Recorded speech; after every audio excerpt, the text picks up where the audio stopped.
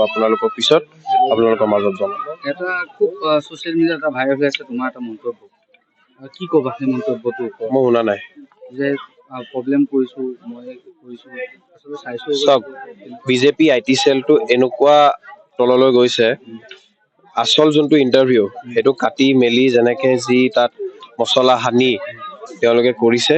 আচল মই তেওঁলোকক প্ৰথমতে যোনে এইটো বাইটটো কাটিছে বনাইছে তেওঁক মই অনুৰোধ কৰিছো যে প্ৰথমতে গোটেই বাইটটো শুনক। প্ৰব্লেমটোৰ কথাটো মই কৈছো, মই কৈছো যে নতুন সমষ্টিখিনিত বহুত দিন কাম হোৱা নাই। আৰু আপোনালোকে গম পাইছে যে বিশেষকে ব্ৰহ্মপুৰ আৰু সদৰ সমষ্টিৰ পৰা যোনখিনি নতুন সামগ্ৰীত সোমাইছে সেইখিনিত বিধায়কে যেতিয়া গম পালে ডিলিমিটেশ্যন হ'ব তেওঁলোকে তাত কাম নকৰা হৈ গ'ল। আৰু বিজেপি যিমানে যি হওক বিজেপি এজন বিধায়কে কেইটা মাইনৰিটি এৰিয়াত কাম নকৰে। মই আপোনালোকক আজি আপোনালোকৰ পিনৰ পৰা কৈছো, ৰূপক শৰ্মা ডাঙৰীয়া যেনেকে নগাঁও টাউনখন সজাই পৰিছে, কিন্তু ভকতগাঁও জিলা পৰিষদৰ আপুনি ৰাস্তাবিলাক চাবচোন। মাত্ৰ নগাঁও টাউনৰ পৰা ৩-৪ কিলোমিটাৰত আমাৰ বৰভেটি পঞ্চায়ত পৰে, হেৰাপতি পৰে, লাওগাঁও পৰে। তাৰ ৰাস্তাবিলাক চাবচোন।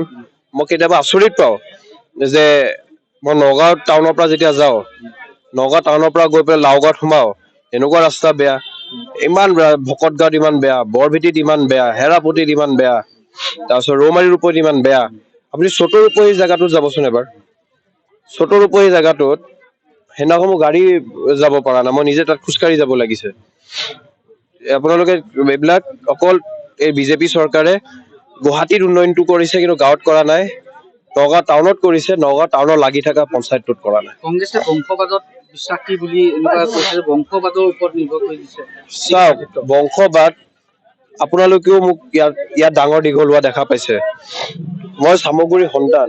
মই চামগুৰি এৰিনো মই ক'ত যাম কওকচোন? নিজৰ ঘৰখন এৰি মানুহে ক'তনো যায়? মোক যদি নিজৰ ঘৰখনতে থাকিব নিদিয়ে মই যাম ক'ত? বংশবাদ নহয়, এইবিলাক মোৰ চব পৰিয়াল হয়। আগতে আমাৰ পুৰণা চামগুৰি সমষ্টিৰ গোটেই পৰিয়াল আছিল, এতিয়া আৰু পৰিয়ালটো অলপ বৃদ্ধি হৈছে। আমাৰ নতুন চামগুৰি সমষ্টিও আমাৰ নতুন পৰিয়াল, চবকে মই আদৰণি জনাইছো। আৰু আমি এই গোটেই চামগুৰি যোনখিনি আমাৰ মানুহ আছে একেলগে গৈ এই বিজেপি চৰকাৰক আমি আঁতৰাম। আৰু বিজেপি বিধায়ক যোনজন আছে 13 মাহৰ ডকাইতি MLA তেওঁক চিৰদিনৰ কাৰণে বিদায় দিম ইয়াৰ পৰা। পানী কেঁচুৱা তেতিয়াহ'লে নেশ্যনেল চেনিটাইজাৰ কেনেকে অসমীয়া এটা ল'ৰা? বিজেপি মই সুধিব বিচাৰিছো, ক'ব বিচাৰিছো, অসমৰ পৰা বিজেপিৰ পৰা কোনোবা ৰাষ্ট্ৰীয় পৰ্যায়ত প্ৰতিনিধি আছে নেকি? হয়তো যুৱ মৰ্চা কওক বা মাইনৰিটি মৰ্চা কওক, তেওঁলোকৰ হাজাৰটা মৰ্চা আছে। মেইন বিজেপিত আছে। মইতো ৰাষ্ট্ৰীয় কোষাধ্যক্ষ ন NSUৰ। অসম গোটেই কংগ্ৰেছত 3জন কোষাধ্যক্ষ আছে। এজন হ'ল অজয় মাকেন ডাঙৰীয়া, সৰ্বভাৰতীয় কংগ্ৰেছ কমিটিৰ। বৰ্তমান যুৱ কংগ্ৰেছৰ কোষাধ্যক্ষ নাই, কিন্তু তাৰ তৃতীয়টোতো মই NSUৰ।